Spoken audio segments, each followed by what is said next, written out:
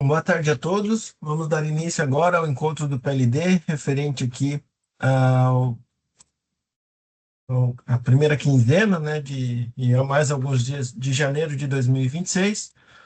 Gostaria de desejar, né, a todos um ótimo 2026. Sei que já avançamos aí alguns dias, né, mas reforçar e desejar um próspero ano e com muitas realizações. Bom, dando início aqui então ao encontro do PLD, nós reforçamos que quaisquer dúvidas que sejam referentes aos temas aqui abordados, a gente pede para que seja encaminhado através aqui do próprio chat, né, da plataforma Teams. E caso alguém tenha algum problema, alguma dificuldade ou preferência, né, pode aqui durante o evento utilizar o e-mail de preco@cce.org.br. Ou, né, caso seja algum tema não abordado aqui em relação às especificidades, né, do encontro do PLD, a gente pede para que seja encaminhado através da central de atendimento da CCE pelo e-mail atendimento@cce.org.br, pelo telefone 0800 591 4185, né?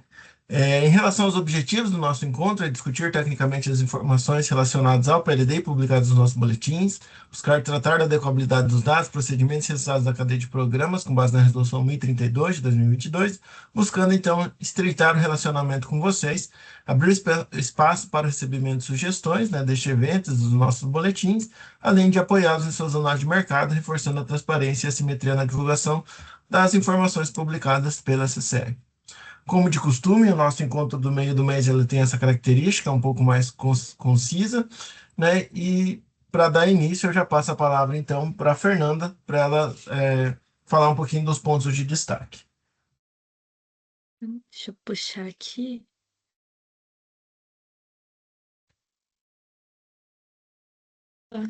Então, boa tarde a todos. Dando início aqui aos pontos de destaque, a primeira notícia aqui que a gente traz é com relação, então, ao workshop com os agentes sobre a nova governança do CTP-MIOPLD e também os procedimentos de calibração dos parâmetros do CIVAR. Então, ela vai ocorrer aqui no dia 28 de janeiro, das 9 às 11. Foi disponibilizada essa notícia tanto no portal da CCE quanto no portal do INS, e a gente deixa também aqui o link de acesso aqui no dia dessa reunião. Então, ela vai ser uma reunião focada para esses dois temas. A nova governança do CTP-MIOPLD está relacionada, então, a resolução CNTE 1, que extinguiu a antiga CEPAMP, e com isso o CTP-MIOPLD acabou pegando parte ali do que era CEPAMP, né? E com relação aos processos de calibração dos parâmetros CIVAR, isso acabou virando âmbito do CMSE, mas é o CTP-MIOPLD quem acaba fazendo os estudos para o CMSE. Então, essa reunião aqui no dia 28 vai vir com o intuito de explicar melhor para todos os agentes as mudanças que estão por vir. Inclusive, uma delas é a reformulação do nosso portal do CTP-MIOPLD e também a gente deve começar a divulgar com antecedência as pautas das reuniões das comissões gestoras e deliberativas. Então, com essa mudança de governança, as FTs agora elas passam a fazer parte do grupo permanente de validação dos modelos CTP-MIOPLD, e aqui a gente traz então ainda as informações sobre as versões oficiais em uso de cada um dos modelos. E aqui a informação ainda com relação ao New Wave e o DCEM, que eles passaram então pela última vez pelo ciclo de aprovação da antiga governança, em que a ANEEL abria essa tomada de subsídio. Então, a versão que então do New Wave já foi encerrada a tomada de subsídio, a gente ainda está no aguardo do encerramento mesmo por parte da ANEEL e publicação de despacho, mas a expectativa é de entrada oficial no PMO de abril de 2026, junto com a versão 11 do GVASP, que começou a ser validada agora, em conjunto com os agentes também. E aqui, com relação ao DECEM, também já foi encerrada a tomada de subsídio na antiga governança, e a expectativa ainda de entrada dele oficial é em março, mas ainda estamos a depender, então, desse despacho da ANEEL. E aqui, para A gente deixa o contato aqui do CTPMOPLD, tem tanto um @CCE quanto um @ONS. Quando forem tirar dúvidas ou mandar sugestões, a gente pede para que envie para os dois e-mails, assim as duas instituições têm acesso ao que está sendo discutido. Um outro assunto aqui é com relação, então, à disponibilização de decks do estudo Sombra RE. Então, lá no encontro presencial que a gente teve no final do ano passado, a gente apresentou aqui esse estudo do PLD e a contabilização usando tanto o New Wave RE quanto o híbrido, para ter uma comparação dos avanços que a gente está conseguindo com o New Wave híbrido. E aí a gente começou a disponibilizar hoje, então, esses decks que foram utilizados no estudo. A gente já começou a subir alguns, e a previsão é que aqui ao longo do dia a gente consiga terminar de subir. E esses decks eles vão ficar disponíveis aqui então no acervo da CCE. A gente deixou aqui o endereço do portal, e aqui vocês vão então, nos documentos, vocês conseguem ver os decks que estão sendo publicados lá no portal. E aí eu passo a palavra aqui para Cássia. Obrigada, Fernanda. Compartilhar a tela só um instante.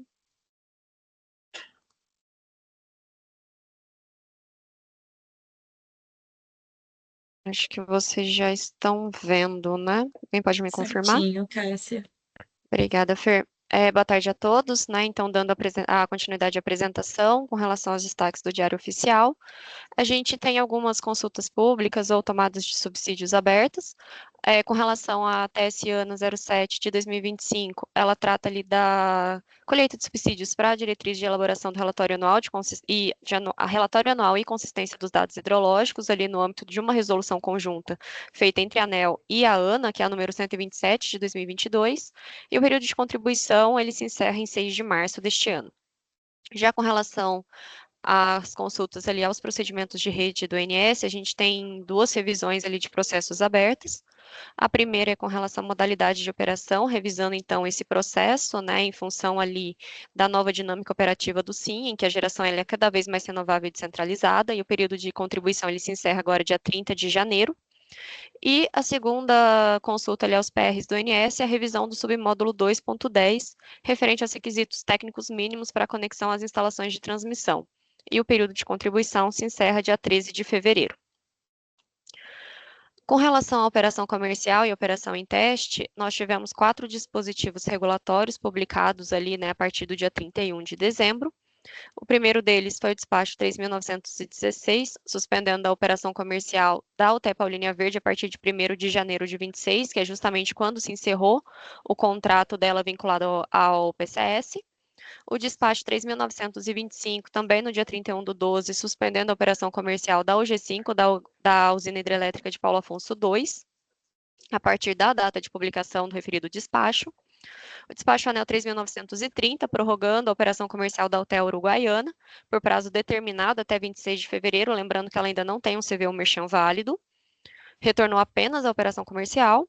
E o despacho ANEEL 94 de 2026, publicado hoje, suspendendo a operação comercial da UG4 da usina hidrelétrica de Porto Colombo, a partir da data de publicação do referido despacho.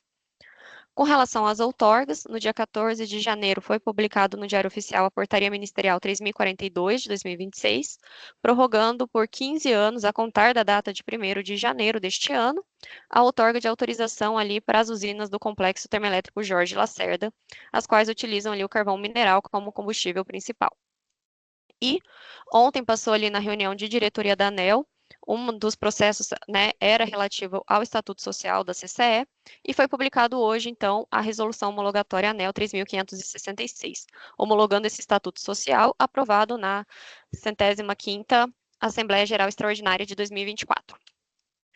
Agora, eu vou trazer algumas notícias, né, com relação aos boletins da CCE. A gente já apresentou em encontros anteriores, mas buscamos reforçar a mensagem.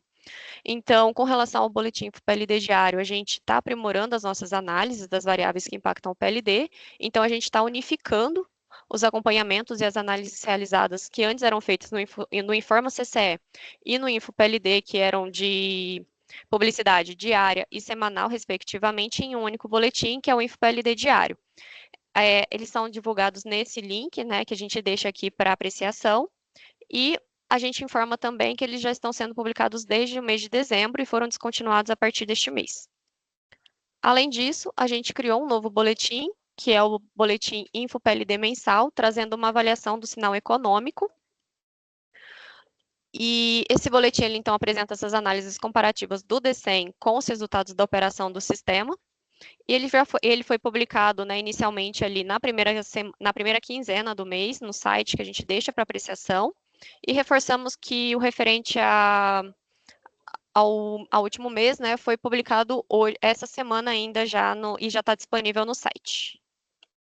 Com relação aos destaques e notícias, eu encerro por aqui e passo a palavra para o Zambuja. Boa tarde a todos. Obrigado, Cássia.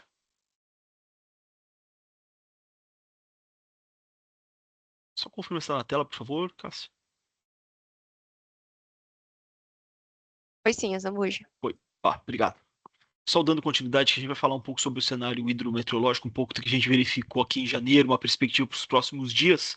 Aqui, inicialmente, falando de precipitação verificada, do que a gente tem até o momento para esse janeiro de 2026, a gente sempre destaca aqui questão de dezembro, janeiro são os meses com maiores acumulados de chuva nas principais bacias aqui da região sudeste.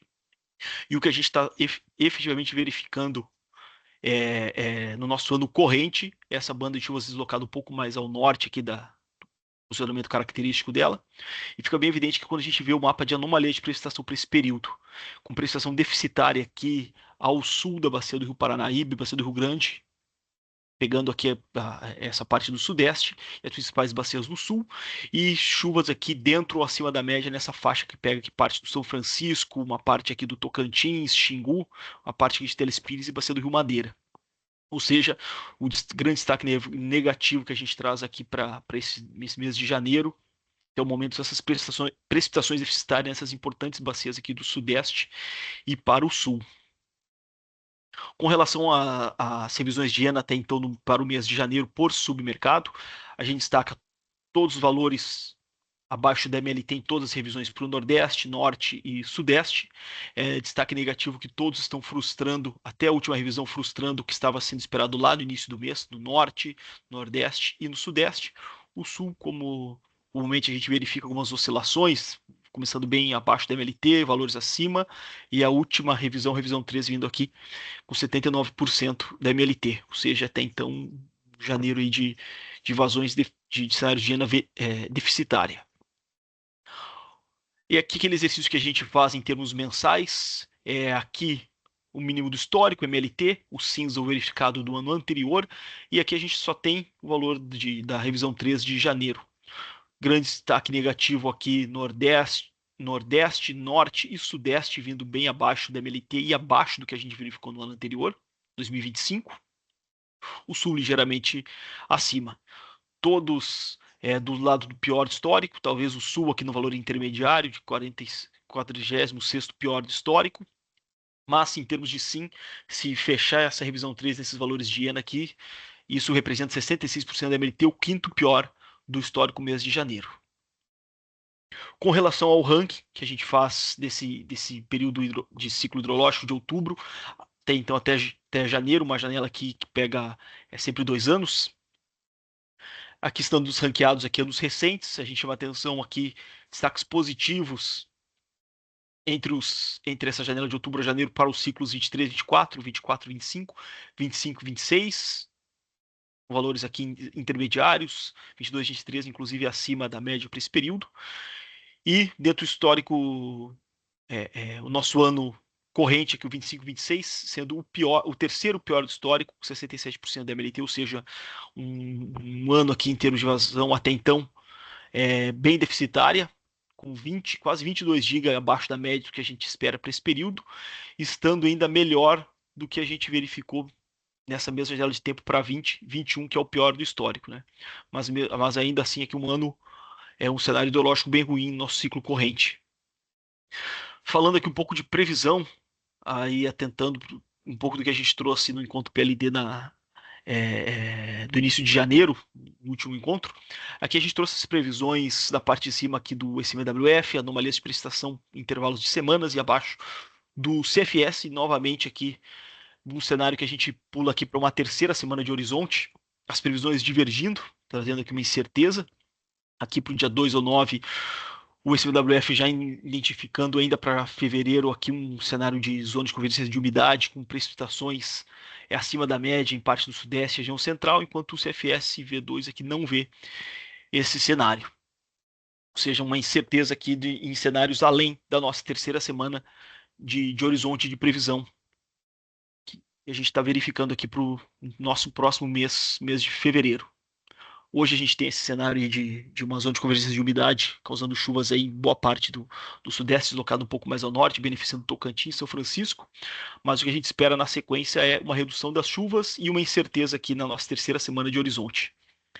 E para mostrar um pouco dessa incerteza, eu vou passar rapidinho aqui por esses dois próximos slides, são as previsões de precipitação acumulada na parte de cima do SMWF, abaixo do GFS, do ensemble do GFS. E aqui são os 5 primeiros dias de horizonte, os outros 5, do 5º ao 10º dia. E aqui do dia 1 ao dia 2 de fevereiro, a gente nota que estão na mesma escala, né, de precipitação acumulada, o SMWF indicando maiores volumes de precipitação, indicando até uma possibilidade de um episódio aqui de convergência de umidade, zona de convergência de umidade novamente, enquanto o GFS não mostra acumulados tão significativos. Pode até algumas previsões indicar um fenômeno parecido, mas não indica acumulados de precipitação tão otimistas que nem o SMWF, bem como a gente viu aquelas previsões estendidas de terceira semana à frente. Falando aqui um pouco das temperaturas, aqui a gente trouxe para consulta, né, para quem for ver o material depois, uma retrospectiva aqui de 2025. Na parte de cima são anomalias de temperatura média, mensal, e abaixo uma diferença entre 2025 e 2024. E a gente relembra, vamos focar aqui no segundo semestre de 25, essas temperaturas iguais ou abaixo da média na maior parte do período, praticamente desde abril, né, se a gente for voltar no slide anterior, mas temperaturas abaixo da média, com exceção aqui de setembro, grande parte do sul e do sudeste. Quando a gente fala que sudeste, a gente destaca os principais centros consumidores aqui, estados e capitais de Rio de Janeiro e São Paulo. Dezembro deu uma, principalmente seguindo aquele episódio, aquele bloqueio que a gente teve, que pegou semana de Natal, temperaturas bem elevadas, precipitação deficitária, jogou a temperatura, a média de dezembro lá para cima, ou seja, a gente veio desde abril uma tendência de temperaturas, o junho aqui bem forte, temperaturas abaixo da média, dezembro a gente, seguindo aqui o nosso histórico corrente de anos anteriores, voltamos a ter aqui temperaturas bem acima da média histórica e acima do ciclo anterior também, o que a gente não foi verificando no ano anterior, marcado principalmente pelo tom de cor fria aqui nos mapas. E até então o que a gente vem verificando em janeiro, seguindo uma toada semelhante com o que a gente viu ali em dezembro, né? Temperaturas máximas aqui acima da média na maior parte do país, pegando nessa faixa da região sudeste e faixa da região sul que pega as capitais na região que ficam postadas aqui mais no leste da região. Em relação a 2025, 2026 aqui vem com temperaturas acima nessa grande faixa norte, nordeste, região central e parte leste do sudeste e novamente aqui do sul, ou seja, depois de períodos de temperaturas bem baixas que a gente teve em termos históricos, né, pro 2025, 2026 aqui em dezembro e esse início de janeiro a gente está com temperaturas novamente mais elevadas ante a média histórica. Para dar continuidade na apresentação, eu vou passar a palavra para a Mayara. Ok, obrigada, Zambuja. Só um instante aqui, vou compartilhar minha tela.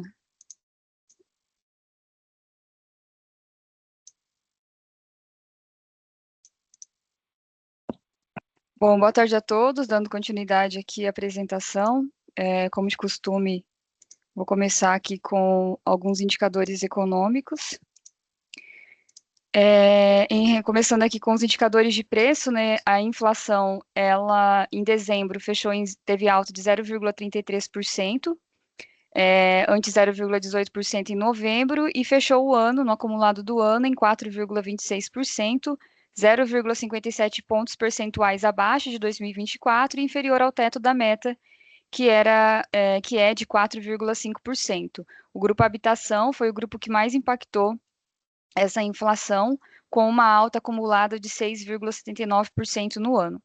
Em relação ao IGPM, em dezembro, o índice teve queda de 0,01% e fechou o ano com queda de 1,05%, após ter apresentado uma alta de 6,54% no ano anterior. Em relação aos índices de confiança, o índice de confiança do comércio apresentou uma alta de 0,2 ponto em dezembro, atingindo 90,1 pontos. Foi a quarta alta consecutiva no ano e foi sustentada pela alta das expectativas para os próximos meses. Segundo a FGV, essa melhora nas expectativas se deve à expectativa de alívio da política monetária e aos efeitos da ampliação da faixa de isenção do imposto de renda nesse ano. Em médias trimestrais, esse índice teve avanço de 3,8 pontos, revertendo a queda de 3,5 no terceiro trimestre de 2025. Em relação ao índice de serviços, esse índice apresentou também uma alta de 0,5 ponto em dezembro, atingindo 90,6 pontos. Esse resultado foi impactado exclusivamente pela melhora na percepção sobre o momento atual. E esse índice, né, em relação ao ano, ele apresentou queda nos 3 primeiros trimestres do ano e se recuperou no último trimestre, avançando 1,3 pontos. Apesar disso, segundo a FGV, ainda é cedo para dizer se os empresários desse setor estão otimistas para esse ano. Passando agora para o índice de atividade econômica do Banco Central, no mês de novembro o índice apresentou alta de 0,7%, com a agropecuária sofrendo uma queda de 0,3%, e enquanto indústria subiu 0,8% e serviços 0,6%. No acumulado de 12 meses, esse índice apresentou um avanço de 2,4%, puxado pela agropecuária, que teve uma variação de 13,2%. Por fim, em relação à balança comercial, até a terceira semana de janeiro, temos um superávit de 3,7 bilhões de dólares, uma alta de 222% em relação ao ano passado, com exportações variando 18% e importações reduzindo 2,6% em relação ao mesmo período do ano passado. Em relação ao Boletim Focus, né, nós temos aqui uma redução da expectativa na redução da inflação para 2026, que está em 4,02% para esse ano e 3,8% para 2027. O PIB se mantém em 1,8% para 26 e 2027, o câmbio se encontra em 5,50 para 2026 e 27, a Selic se encontra em 12,25% para 2026 e 10,5% para 2027. Falando agora sobre o PMO de janeiro, a revisão 3 ajustou a carga em 0,7%, né? Então aumentou ali em 700 megawatt-médios em relação ao plan, então a carga está em 85,2 gigawatt-médios. Em relação ao PMO, ela está subindo, ela está acima, né, 0,8%, e em relação a 2025, está maior em 2,3%. Aqui, né, fazendo a abertura, né, em semanas operativas, né, e a evolução aqui por revisão, né, como eu já comentei, da Rev 2 para a Rev 3 teve um aumento de 0,7%. Esse aumento foi puxado pela variação positiva no Sudeste, em 1,3%, e no Nordeste, em 1,1%. E esse aumento da carga se deve mais ao fato da carga realizada ter sido maior do que a expectativa, do que a previsão do ONS ali para a semana 2 e semana 3. Essa tabela aqui resume uma comparação por submercado e do SIM da carga de janeiro de 26 em relação ao ano passado e em relação ao plan. Em relação ao ano passado, o destaque vai para o Nordeste e Norte, onde a carga, né, para onde a carga está em torno de 8% acima da carga de janeiro de 25. Em relação ao plan, o destaque vai para o Sudeste, que está com uma carga 2,3% acima do que foi previsto no plan, e o Norte está com uma carga de 3,3% abaixo do que foi previsto no plan. E os demais slides aqui mostram a abertura por submercado, né? Eu já falei, né, de cada um, então eu passo aqui rapidamente e depois vocês podem consultar. Obrigada pela atenção, eu passo a palavra agora para o Humberto.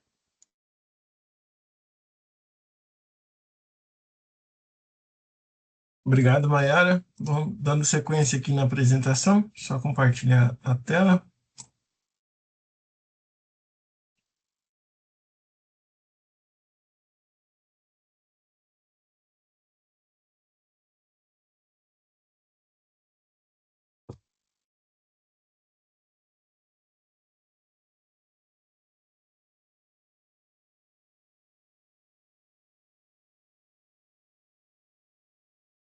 Bom, em relação às restrições enquadradas na previsibilidade no cálculo do PLD, basicamente o que a gente reforça aqui são as datas limites e um único ponto, né, que a gente já tratou no CT-PMO-PLD. Bom, em termos de datas, né, para o PMO de janeiro que está vigente, né, nós consideramos a data limite dos dados não decorrente de correção, de erros ou de atualização com o calendário predefinido, a data de 28 de novembro de 2025. Para o próximo PMO, né, o PMO de fevereiro de 2026, a nossa data limite foi o dia 26 de dezembro de 2025. E para o PMO de março, né, a nossa data limite é o dia 30 de janeiro de 2026. Né? E deixamos aqui também as próximas datas para consulta. E o que reforçamos, né, em termos de restrições enquadradas aí nos avisos, né, que queremos implementar a partir do próximo PMO, né, nem exatamente uma questão de previsibilidade, né, como foi discutido ali dentro do âmbito do CT-PMO-PLD, né, estamos reclassificando, né, algumas restrições ali associadas às usinas hidrelétricas da bacia do Rio do São Francisco, né, associados ali a 4 restrições modeladas nos modelos DECOMP e DECEM, no qual, né, eles impõem gerações mínimas ali declaradas pelos agentes.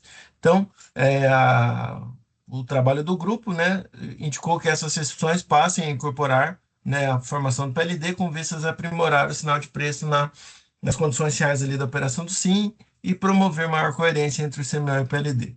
Né? Então, a gente deixa que as datas, né, das 2 reuniões que foram realizadas, a aprovação na comissão gestora, como a gente indica, né, com a nova governança ali do CT-PMO-PLD, a própria comissão gestora, né, consegue aprovar essa questão, não precisando passar pela deliberativa.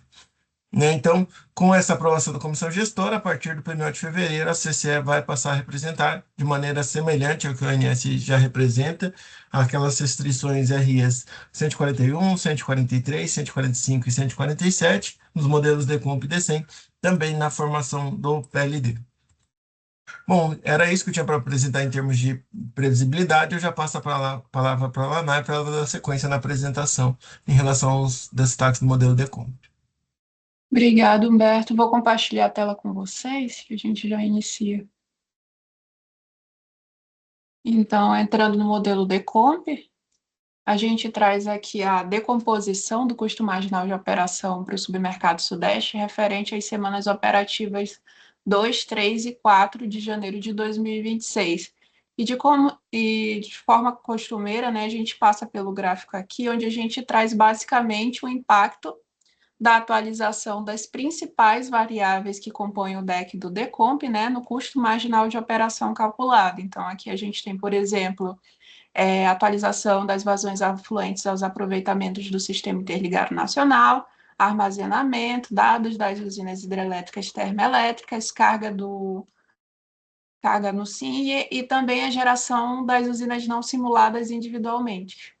Aí, para o caso dessas 3 semanas operativas que a gente está cobrindo, né, a gente inicia aqui com a segunda semana operativa de janeiro, e o principal destaque para essa semana é o impacto da atualização das vazões naturais afluentes aos aproveitamentos.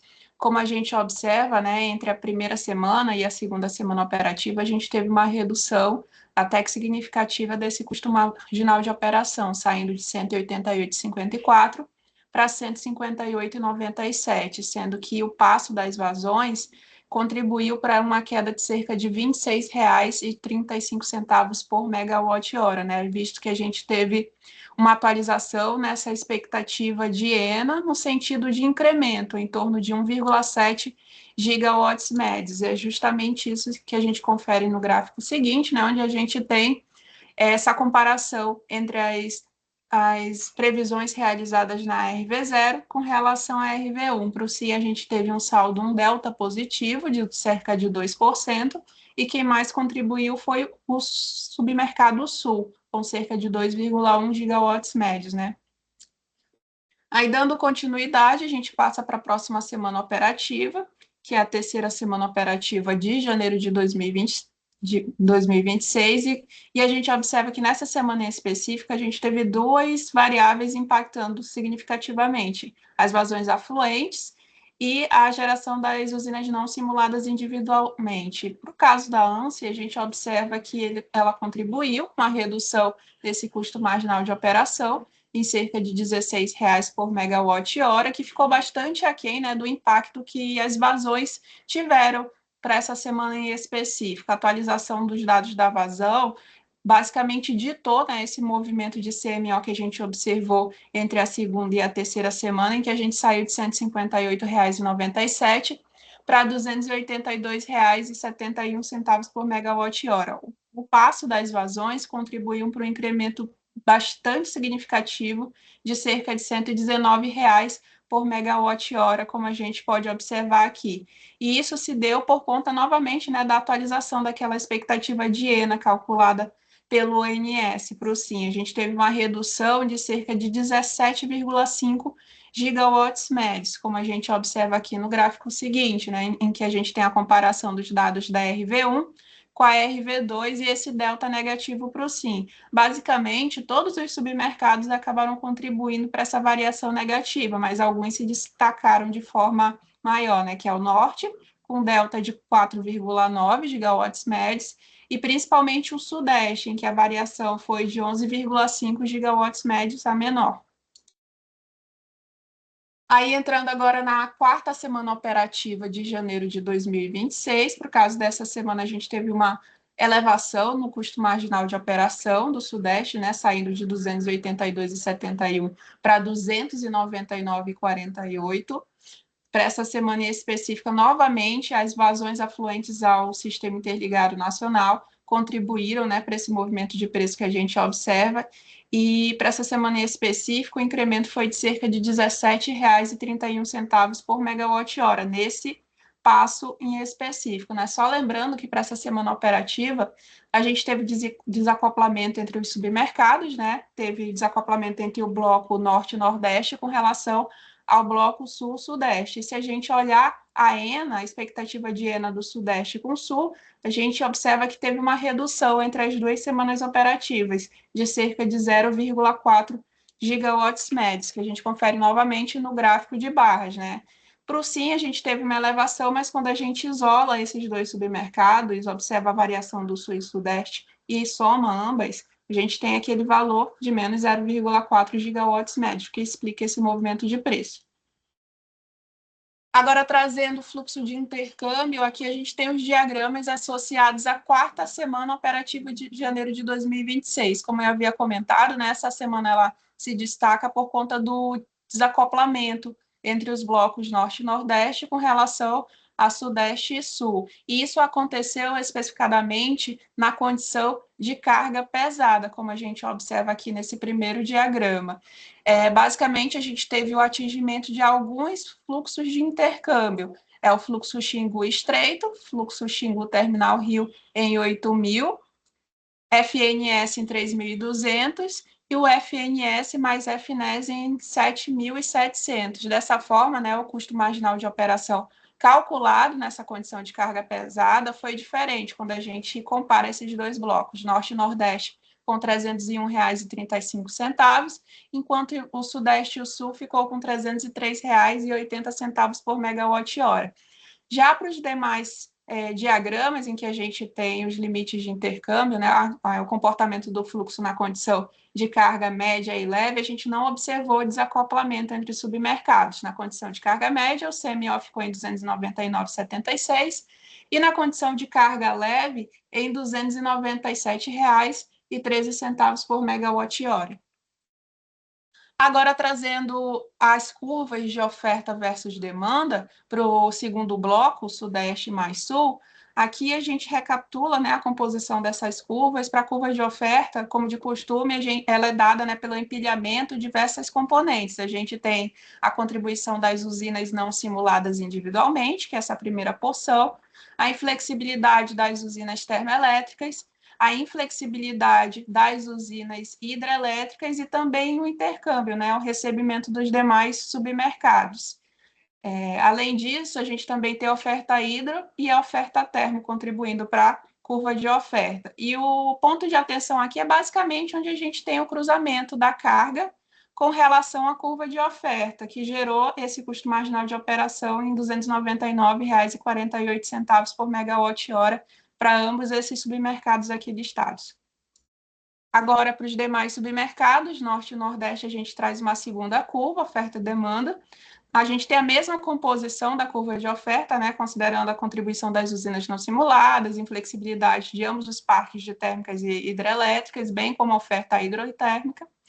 E o cruzamento da carga, mais a exportação para o Sudeste, com relação à curva de oferta, levou um CMO em torno de R$ 299,04 por megawatt-hora, bem como a gente consegue conferir aqui no gráfico. Então, era isso que eu teria para apresentar com relação aos principais destaques associados ao DECOMP, e eu vou passar a palavra para o próximo apresentador. Muito obrigada.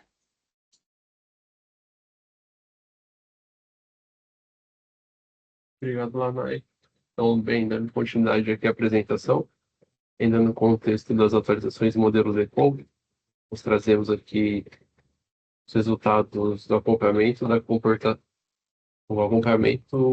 do comportamento das cotações dos combustíveis entre os meses de novembro e dezembro, já finalizados, e com impacto na última atualização ordinária do CVU. Em linhas gerais, dois movimentos que podem ser observados, mais uma vez dividindo entre os combustíveis líquidos, né, o petróleo e seus derivados, e os combustíveis gasosos. O óleo diesel e o óleo combustível apresentaram uma redução em termos percentuais, entre 7% e 13% de retração, enquanto o Brent, apesar da queda, né, valor menor de 1,5%, enquanto os gases, por sua vez, um movimento contrastante entre o NYMEX, o JKM e o TTF, se explica ali pela dinâmica de concorrência de mercado desses combustíveis. O NYMEX, ele se apresenta ali no mercado europeu como uma alternativa ao JKM e TTF, que, por sua vez, apresentaram uma redução nos preços, e o NYMEX, né, observando essa maior exportação, registrou uma elevação de aproximadamente 6% no mercado americano, enquanto o JKM e TTF, reduções de 11% e 8%. O câmbio contribuiu numa elevação de 2% entre os meses de novembro e dezembro, de forma que os resultados, em termos de CVU, nós apresentamos aqui na nossa pilha térmica, fazendo então o comparativo entre as principais variações em termos absolutos da última revisão, né, a RV3, para a revisão 0 do PMO. Assim, as principais variações ficam por conta das UTS que apresentaram encerramento de seus suprimentos, nominalmente Palmeiras de Goiás, Paulínia, Barra Bonita 1 e também UTE Atlântico. Variações positivas ficam principalmente por conta da UTE Linhares, né, antiga Luiz Oscar Rodrigues de Mello, que apresentou um novo CVU, dessa vez com modalidade Merchan, né, ela saiu da modalidade de usina contratada, de CCR para a UTE Merchan, apresentando uma elevação de R$ 460, indo a R$ 914, enquanto as demais variações fica a título de destaque, reduções causadas principalmente nos combustíveis líquidos, né, como, por exemplo, PC2 e Camaçari Murici 2, né, ambas UTS a óleo diesel, que, conforme nós apresentamos, registrou reduções bastante expressivas, que, mesmo tendo o dólar contrabalanceando, apresentaram redução na casa de 11%. Fazendo agora um retrato atualizado as cotações dos combustíveis entre dezembro e janeiro. Os dados foram obtidos no dia de hoje, ou seja, de forma preliminar para esse mês, e mantendo esse comportamento até o final, tendo impacto no próximo ajuste do PMR de fevereiro. Então, nesse momento, as principais variações dos combustíveis elas são justificadas principalmente por razões geopolíticas, né? Os momentos de atitudes do governo estadunidense em relação à Europa, principalmente, tem causado um movimento de insegurança quanto à oferta e consumo ali do petróleo Brent, elevando a sua oferta, o seu preço em 4,2%, enquanto os gases, essa dinâmica ela ficou mais evidenciada entre o mercado americano e europeu, o preço do NYMEX reduzindo em 16% e o TTF se elevando em 14%, visto que o mercado europeu atualmente tem uma parcela bem considerável do gás americano, né, como nós vimos no impacto entre os preços de novembro e dezembro, e dessa forma, né, buscando maior segurança do combustível no mercado interno europeu, tendo assim uma depreciação da commodity dos Estados Unidos. Tratando das UTS com CVU Merchan, nos termos da Portaria 108 de 2025, aqui nós trazemos a lista das UTS com despachos ativos, e de novidade ficam 4 novos despachos para as UTS de Linhares, Povoação 1, Viana 1 e Termomacaé. Todas as usinas dessas que tinham contratos regulados encerraram seu suprimento, seja ali no dia 31 ou em razão de alguma alteração contratual até o dia 10 de janeiro, iniciando então o CVU Merchan logo na sequência. É aqui mais a título de acompanhamento, né, os valores de CVU sempre fixo, com o custo fixo incluso, e também a origem do combustível. Dessa forma, ainda nos termos da portaria, nós trazemos aqui o acompanhamento do percentual de atingimento do custo fixo para a eventual recuperação.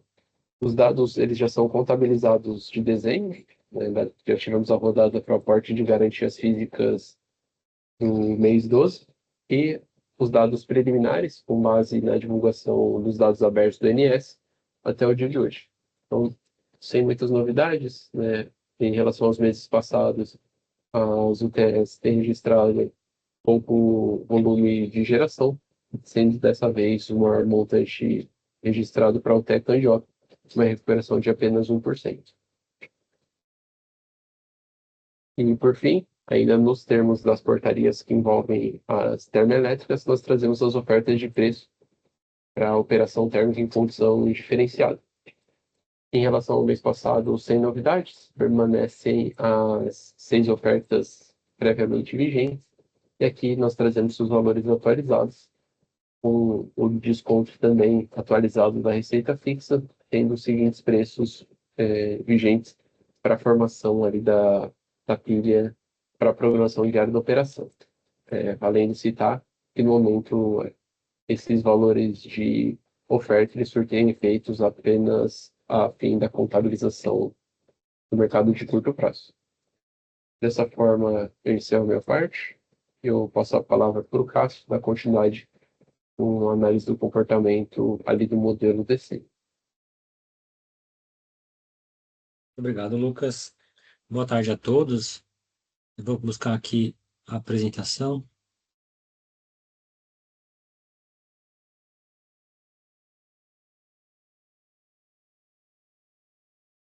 Acredito que já estejam vendo a apresentação. Vou dar continuidade na apresentação, trazendo aqui os resultados do modelo D100 ao longo desse mês de janeiro de 2026. Nós começamos ali lá no começo, né, do mês operativo, ainda no final do ano passado, trazendo inicialmente aqui o balanço energético do SIM, sempre do ponto de vista do caso da CCE, então do modelo D100 da CCE, ao longo das 3 primeiras semanas operativas do mês de janeiro. Então, começando com o balanço energético, a gente traz aqui na base a parcela de geração termoelétrica total, né? Então compõe ali tanto a parcela inflexível, a gente deixa aqui os valores médios semanais para cada uma das semanas, então a inflexibilidade com em torno de 6% nas duas primeiras semanas, um pouco menor na terceira semana. Então, em termos de geração total, em patamares ali de 6, entre 6,5 e 7,5 gigawatts médios. As não simuladas individualmente, parcela de geração compulsória no modelo, então nós deixamos aqui também nesse gráfico de balanço energético, né, explicitando os dados médios desse grupo de geração, né, e o destaque é essa elevação na terceira semana, frente às duas primeiras semanas, né, então patamares de 28, 29 para 34 aproximadamente de geração média. Lembrando aqui que já está considerando a geração operada pelo modelo. E por fim, a geração hidráulica em patamares de 50 GB, 49, 50 GB, um pouco mais de 50% do rendimento total à demanda do SIM em todas as semanas. E só resgata, né, que aqui a gente tem atualização no caso das não simuladas, a atualização, né, desse dado diariamente, por meio ali da execução do WO, do programa WO, e a carga também pelo Prev-Carga. Deixamos aqui a carga média semanal.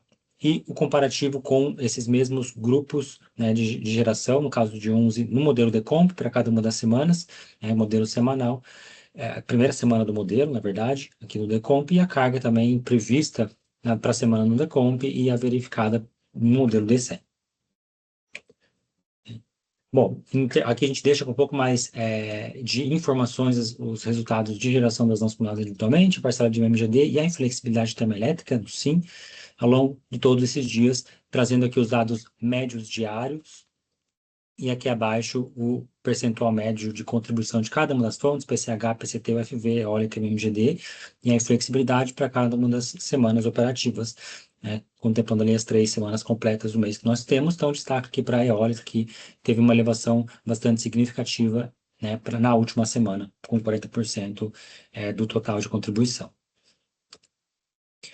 No nosso próximo slide, a gente traz o que o modelo operou em termos de geração das não simuladas individualmente, considerando os cortes. Então, a linha contínua em preto é o dado imputado no modelo, o dado de entrada do modelo de geração das não simuladas, e o contemplamento dos cortes de geração, eles ocorrem principalmente nos finais de semana, e com patamares mais elevados ainda aos domingos, os cortes tanto de fotovoltaica quanto de eólica, né? Então, atinge patamares médios diários ali bastante grandes, principalmente aos domingos.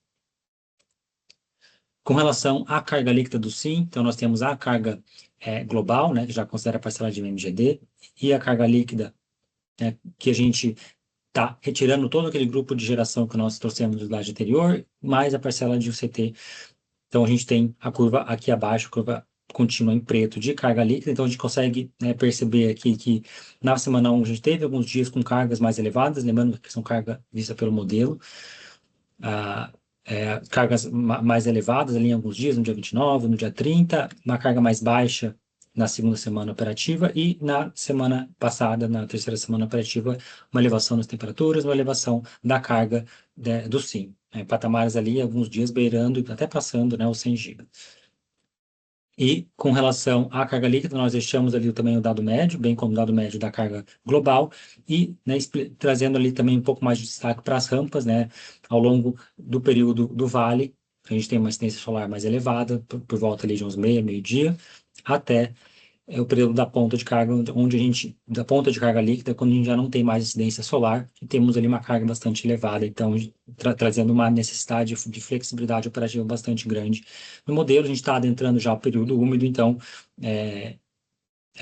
apenas ali algumas rampas ali são grandes o suficientes para fazer com que seja necessário termoelétricas mais caras para o atendimento da ponta. Mas isso ainda tem ocorrido, por mais que nós estejamos no período úmido, né, um período úmido não tão favorável, mas nós já estamos, né, nesse início ainda. Então, os destaques ali para esse valor máximo aqui no último dia 29 do mês passado. E as rampas também, patamares em torno de 40 GB, para ser atendido no período de 7 horas.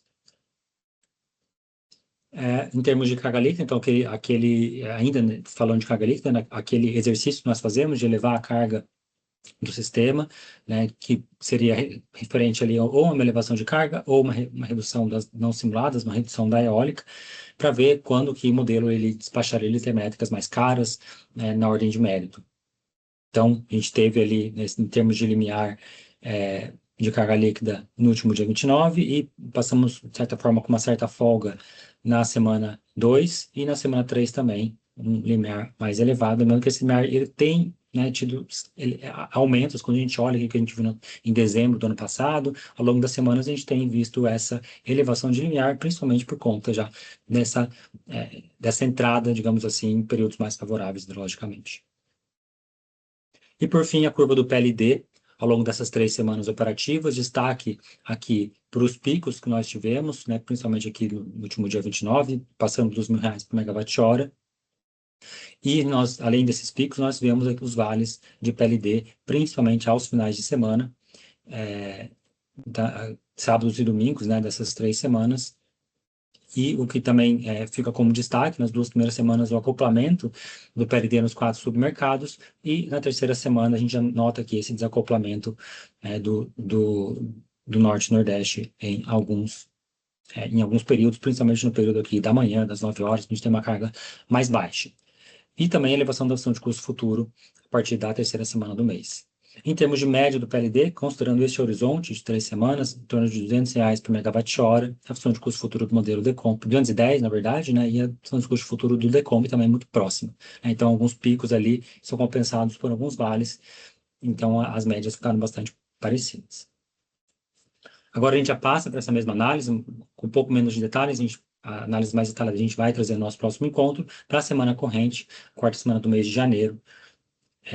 Então, em termos de balanço energético, nós trazemos aqui também aqui na base a parcela da geração total, com 8,3 GB, as não somadas individualmente com 24 GB, 24,7 GB médios, e a parcela da geração hidráulica com 55, atendendo 61% da demanda do SIM, vista pelo modelo. Em comparação com esses mesmos dados do Decomp, a gente deixa aqui o valor semanal visto pelo Decomp. Aqui também em termos de corte de geração, então corte de geração renovável pelo modelo, apenas no domingo, e aqui em patamares bem pequenos em relação ao que a gente viu no slide anterior das semanas anteriores. Com relação ao PLD, então a gente já nota aqui o PLD, de certa forma, bastante acoplado entre os 4 submercados, vemos aqui o VAR do PLD chegando ao piso regulatório no domingo, e valores mais elevados ao longo dos dias úteis dessa semana, chegando a patamares de R$400, né, muito próximos ali, R$400 por megawatt-hora, né, 399. E um destaque também que nós estamos trazendo é que no DEC do dia de hoje, o DEC do dia 21, foi acionado o terceiro nível de contingência, no caso do INS, ou seja, o INS não publicou seu DEC de D100 até às 16 horas, então eles tiveram que acionar o terceiro nível de contingência, e nós, seguindo lá o nosso procedimento, nosso plano de contingência, nós adotamos o mesmo nível que o INS. Então, adotamos o terceiro nível de contingência, então o PLD do dia 21, ele foi calculado com base no último dia útil, né, o último dia de mesmo perfil de carga publicado, que seria aqui no caso o dia 20. Então, eles têm os mesmos PLDs. Então, em termos de média do PLD, considerando esses 5 primeiros dias dessa semana operativa, R$305 por megawatt-hora, bastante próximo ali à opção de custo futuro do Decomp, em torno de R$300. Com relação à curva oferta e demanda, então, um gráfico recente, nós temos trazido aqui, olhando aqui as informações do último DEC publicado, o DEC do dia 21, né, que traz, o DEC publicado, na verdade, é do dia 20, né, mas a mesma informação ela é repassada ali, digamos assim, ao PLD calculado para o dia 21. Então, é isso que nós estamos trazendo aqui, começando com a curva oferta-demanda do modelo D100 às 12 horas, o período de menor carga líquida do sistema, como que essa carga ela foi atendida, lembrando que nós estamos finalizando o último dado ali desse gráfico até o atendimento da demanda nesse período, lembrando que a curva de oferta e demanda, ela continuaria, né, a gente tem mais oferta pelo modelo, o DCM tem algumas particularidades, a gente está ainda refinando nossos cálculos para continuar trazendo toda a oferta do modelo. Bom, em termos de oferta e demanda, a gente passando aqui apenas pelos principais destaques, né? Então, a gente tem a parcela de flexibilidade térmica, né? Os custos zeros, né? As renováveis com patamares bastante elevados, então renovável, o CT, a inflexibilidade hidráulica, e a gente traz, após ali a inflexibilidade hidráulica, o custo, né, o valor da água, o custo das hidrelétricas e das termoelétricas, que no caso dos CVUs. Então, os custos mais baixos das hidráulicas, muito próximos a R$ 0 por megawatt-hora, e aqui acima vão tendo o atendimento pelas termoelétricas, pelas hidráulicas, seja com reservatório, seja como fio d'água, até o atendimento total da carga de 95 GB a um CMO de 296,15. E aqui abaixo nós deixamos, né, o percentual de participação de cada uma dessas fontes. Aqui, no caso de Vale, e no caso do pico de carga, tá? Os principais destaques seriam, né, as renováveis, então, redução do montante renovável pela falta de incidência solar, então a gente já não tem mais fotovoltaica e MMGD, apenas eólica, geralmente tem um aumento no período da noite, mas muito menor do que a redução, né, das fontes solares. Parcela de flexibilidade hidráulica, e aqui já entra ali as demais hidráulicas com custos mais baixos e custos acima de R$ 0, juntamente com as térmicas, até o atendimento total da demanda de 98 GB aproximadamente, e o CMO nesse período das 19 horas de 399, quase R$ 400 por megawatt-hora. Bom, agora a gente traz a curva de térmica, então a curva de disponibilidade com o CVU, então nós estamos agrupando, colocando ali em ordem crescente de CVU todas as termoelétricas, então a largura de cada uma dessas linhas aqui seriam a disponibilidade de cada uma das térmicas do parque. Então o parque, às 12h30, tem uma disponibilidade em torno de 22 GB, o parque termoelétrico, uma geração total neste período de 8,5 GB, 38% mais ou menos do parque termoelétrico. Nós estamos destacando as últimas termoelétricas despachadas de cada uma dessas rubricas, né? Então, desses motivos, estão em flexibilidade, no caso do BDF Baliza, ordem de mérito, nós temos aqui algumas GNLs que são despachadas com antecipação, e aqui também Maranhão, despachada por ordem de mérito. Em termos de atendimento, então, flexibilidade 3 GB, ordem de mérito 4 GB, e o CT 1 GB aproximadamente, desse total de 8,5 às 12h30.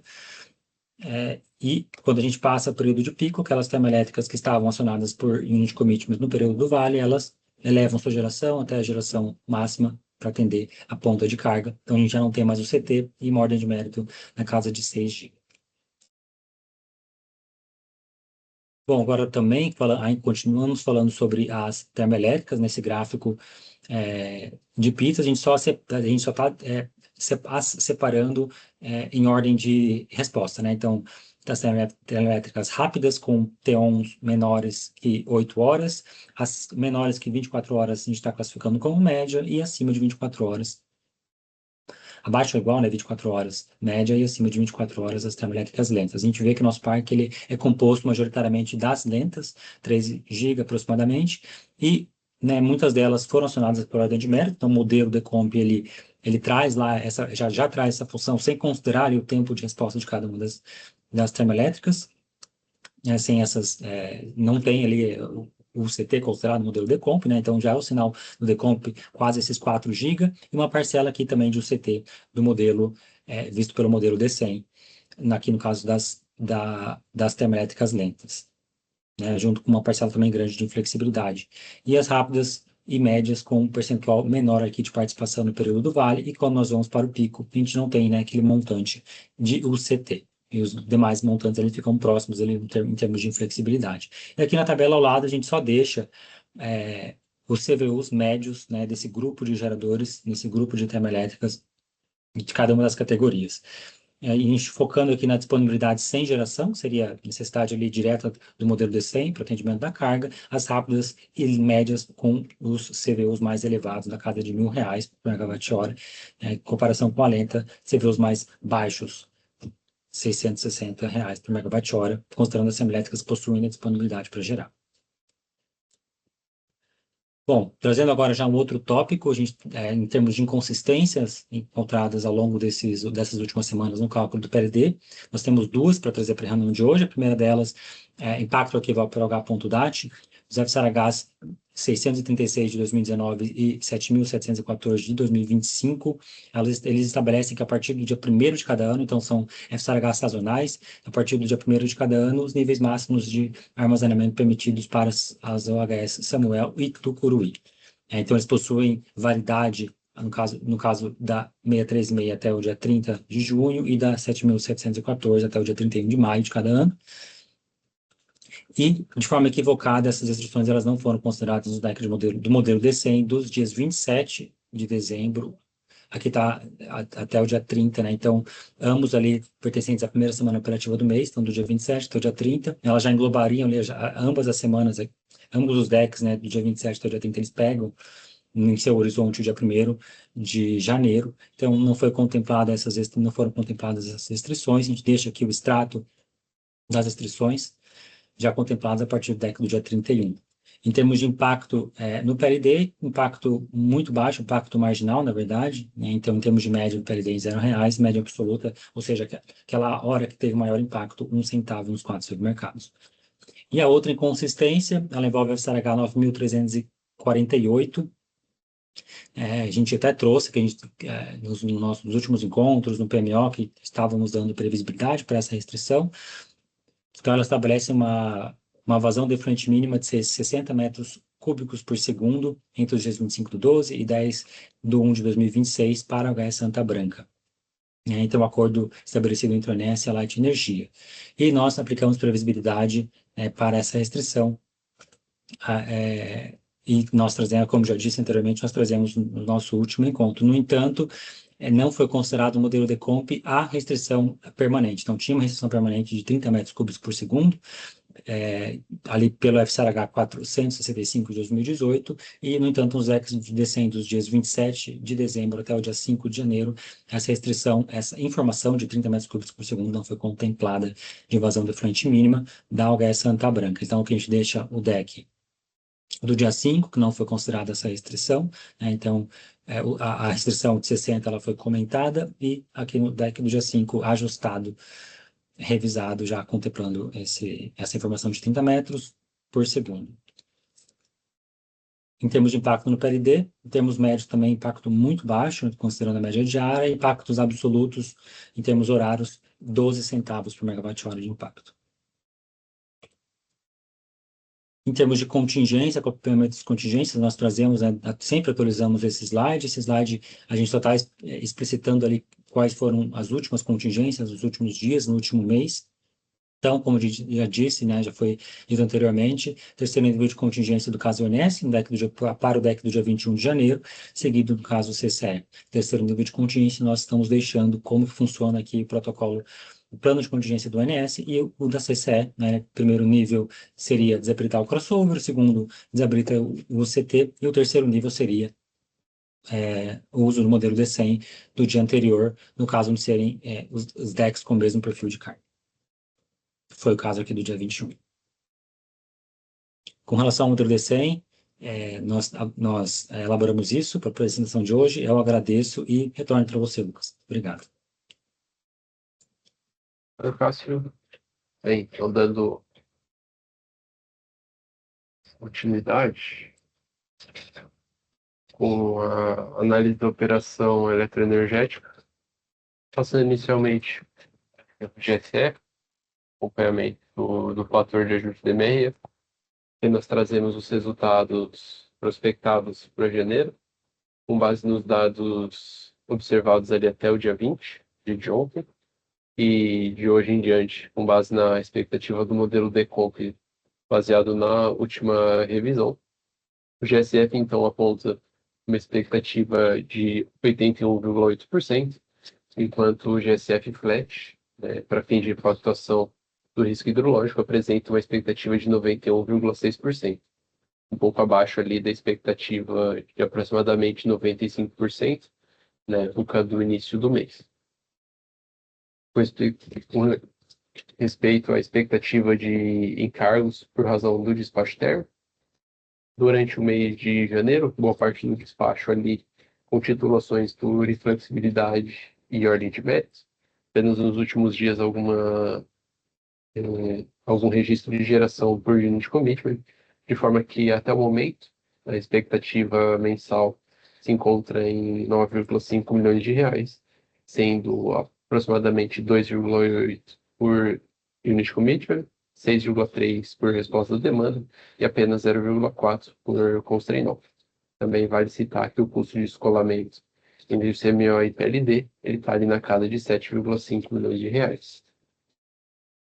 Outra modalidade, que aqui abrimos no detalhe, a estimativa de encargo em razão do corte de geração das usinas eólicas, que para o mês de janeiro, com base nos últimos dados, em razão principalmente ali da franquia de horas, né? Embora temos registro da ocorrência tanto em montantes energéticos, né, ao longo dos dias de janeiro, isso resulta numa expectativa nula de encargos até o momento para o mês de janeiro. Resposta da demanda, da mesma maneira, o mecanismo estrutural, visto a ordem de preço das ofertas, né, que nós trazemos os preços, volumes médios, tanto para dezembro, já contabilizado, como para janeiro. Temos, então, uma expectativa nula de encargos, visto que esses preços eles se encontram ali dentro do valor do preço de liquidação das diferenças. Por outro lado, o mecanismo por disponibilidade, conforme já conhecido, tem aquele custo fixo mensal, e ao passo que para janeiro o valor resultante é de 6,10 milhões de reais, para janeiro os acionamentos mensais têm iniciados nos últimos 3 dias, já tendo ocorrido 3 das 6 vezes previstas, sendo também prospectados um montante de 6,25 milhões de reais, né, aquele 6,3 que nós apresentamos no slide posterior. Assim, tratando da exportação internacional e acompanhamento do preço dos países vizinhos, ao longo dos últimos 30 dias, né, desde 20 de dezembro, a exportação foi registrada apenas ali nos penúltimos e antepenúltimos dias de 2025, dia 29 e 30 de dezembro, tanto para a Argentina como para o Uruguai, que conforme nós observamos, né, pode ser justificado principalmente por essa leve elevação dos preços, que à época, né, se encontrava bastante acima da média mensal. Com base nos dados observados desses últimos 30 dias, o preço no Uruguai, então, ele se encontra ali na casa de R$ 337 por megawatt-hora, enquanto a Argentina se encontra na ordem de R$ 219 por megawatt-hora. Então, que seja importante. Importação, né, sobre a ótica desses países ao longo desses últimos dias. Com respeito à exportação verificada nos 2 dias de dezembro, mas ao fim do mês, a fonte foi puramente térmica, não sendo registrado gravação de tão pouco verificado. Das UTS responsáveis por essa exportação, que nós elencamos uma a uma, sendo a época, né, 4 delas merchant e uma regulada, que era de Macaé, resultando numa estimativa de compensação para conta das bandeiras de aproximadamente 0,18 milhões de reais. Aqui vale um parênteses, que a Termomacaé, à época, né, até o dia 31, ela se encontrava suprindo um contrato regulado. Então, no momento, essa UTE já é de modalidade merchant.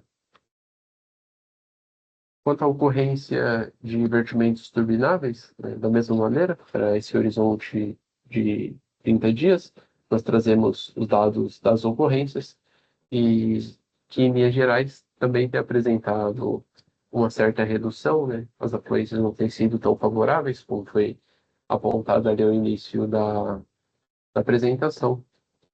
E, dessa maneira, né, mesmo com os preços elevados, uma hipotética oferta por parte dos países vizinhos, as ocorrências elas têm sido bastante inferiores, tanto em montantes energéticos como em montantes hidráulicos. Assim, eu encerro a parte de acompanhamento da operação e passo a palavra para o Humberto, para tratar ali do histórico do TLD. Obrigado, Lucas. Passando aqui rapidamente em relação ao comportamento do PLD, né? O que basicamente a gente traz aqui é o comportamento de todo o histórico. Deixamos ali também o histórico desde a entrada do preço horário no anexo. Mas acho que o que a gente reforça aqui, né, o comportamento do PLD que vinha, né, se reduzindo aqui em dezembro, né? E em janeiro, né, como a Alana apresentou, né, e o Azambuja também, né, a questão das ENAs, né, uma expectativa mais pessimista, fez com que a gente tivesse elevações aqui, né, nessas últimas 2 semanas aqui da função de custo futuro, principalmente do Decomp, impactando ali na função de custo futuro, desculpa, no resultado do modelo D100.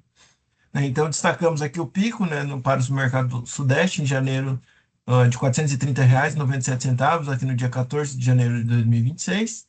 O Submercado Sul, né, também acompanhando esse comportamento do Submercado Sudeste. O Nordeste também, né, mas com alguns vales aqui mais expressivos, né, quando a gente observa comparando com o Sudeste e com o Sul.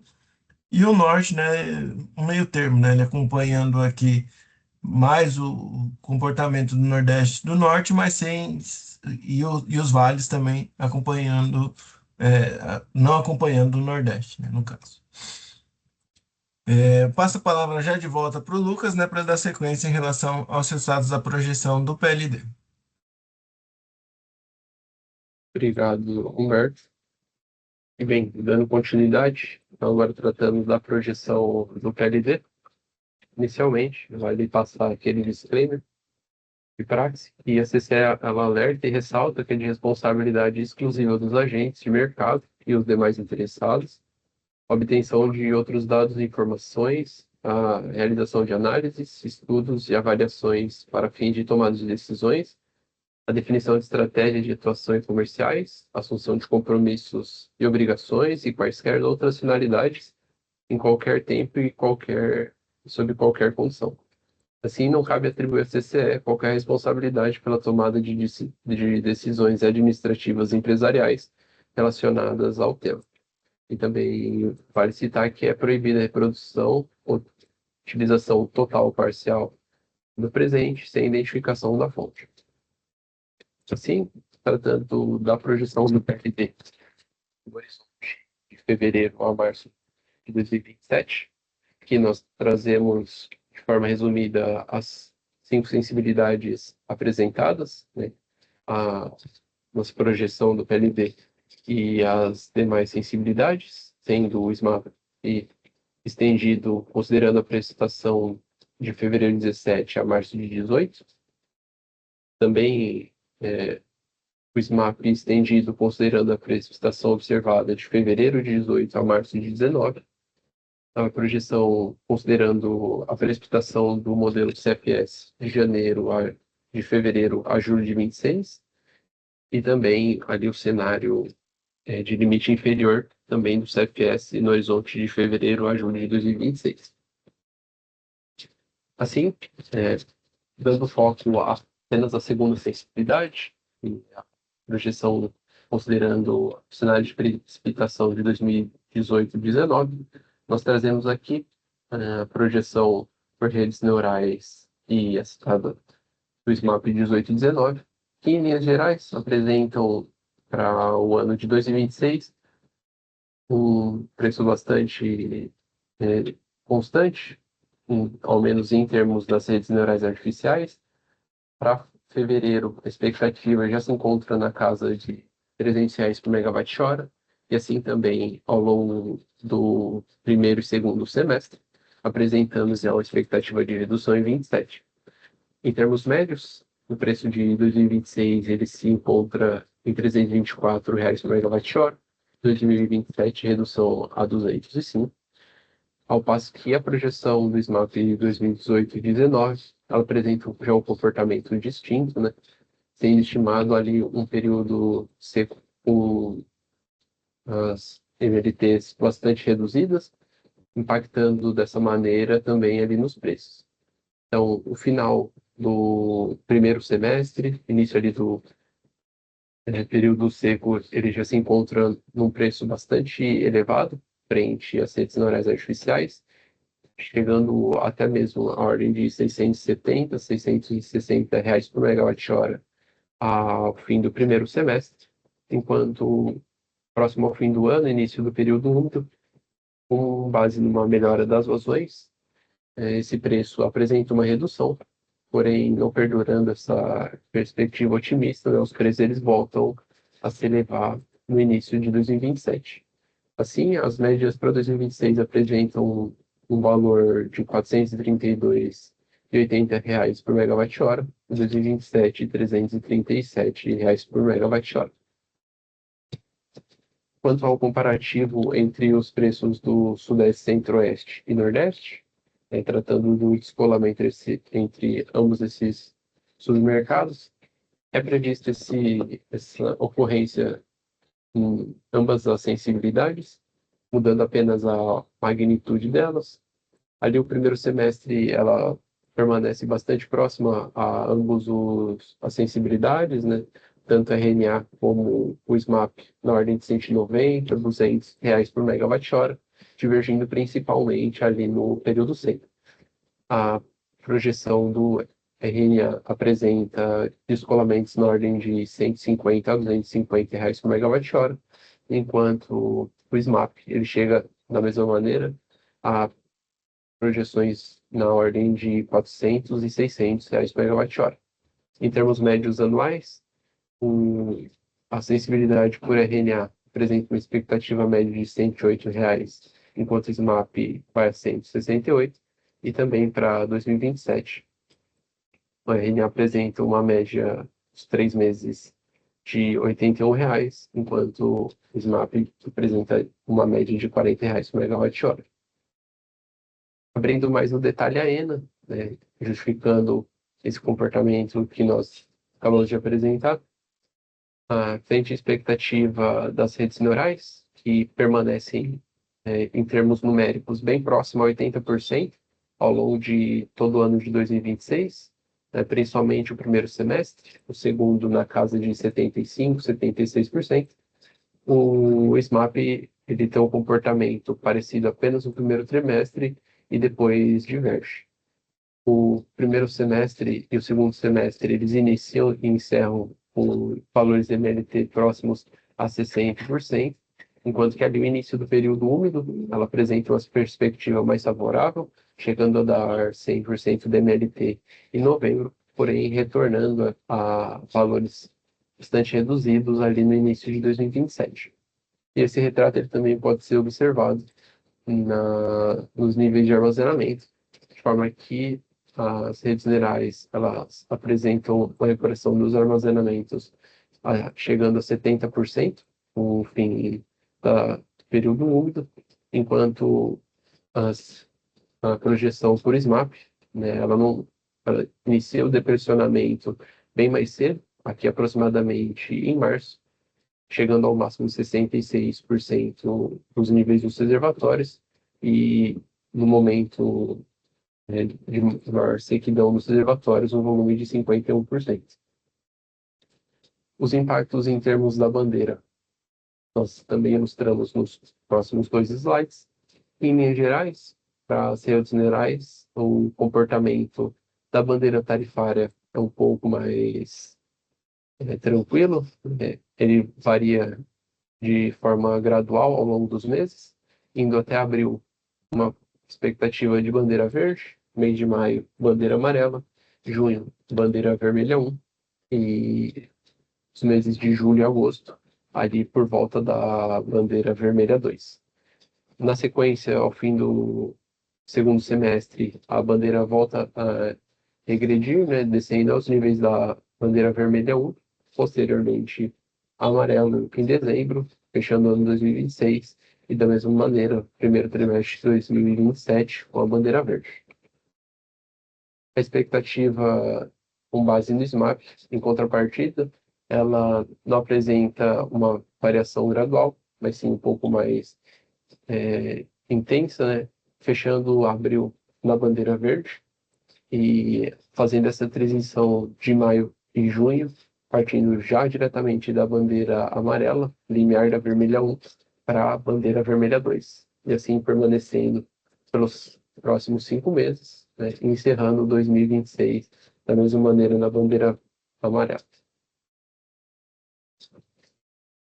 Assim, a gente encerra a parte da projeção e também deixa, né, para registro que os demais slides na abertura por submercados, tanto do PLD como dos armazenamentos, ENAs, bandeiras tarifárias, a gente deixa no anexo para acompanhamento. Se eu encerro a minha parte, eu passo a palavra para o Humberto para realizar o encerramento. Obrigado, Lucas. Dando sequência aqui na apresentação.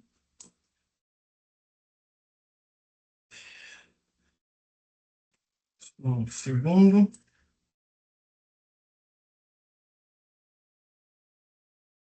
Não recebemos nenhum questionamento no chat, que desculpa. E em termos do e-mail aqui de Preco também não, né? Então, passando já agora para os próximos encontros, né? Nós reforçamos, né? Que o nosso próximo encontro é no dia 2 de fevereiro, no qual a gente aborda ali basicamente o comportamento dessa segunda quinzena de janeiro e já também o comportamento da pessoa de custo futuro ali do New Wave, Decomp, os primeiros dias do modelo D100 da primeira semana operativa de fevereiro.